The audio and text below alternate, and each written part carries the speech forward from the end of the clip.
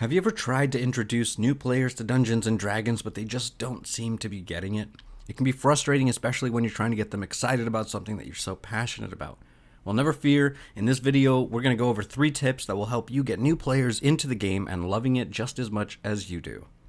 The first tip is to make the game more approachable for players. New players can be intimidated by all of the different game mechanics and options available to them, especially the math. To make the game more approachable, start by simplifying the rules and explaining it to them in a way that is easy to understand. You can do this by providing examples of how the mechanics work, or just by giving them room to ask the questions without feeling like they're slowing down the game. Go slow and they'll catch on quick, because we know that while the game feels complicated, it's really just rolling dice, looking at the sheet and adding some numbers. The second tip is to focus on the story. Dungeons and Dragons is at its core a storytelling game, so it's important to focus on the story when you're introducing new players to the game. Make sure that everyone understands what is going on and why their characters are taking certain actions. This will help new players feel more invested in the game and make it more enjoyable for everyone involved. And the best part is that if the story is good, the players won't ever know if the rules are being broken, nor will they care. So with new players, you can be the world's worst DM when it comes to the rules, but if the story is good, they'll never know the difference. The third and final tip is to encourage creativity. One of the best things about Dungeons and Dragons is that it allows players to be creative and use their imaginations.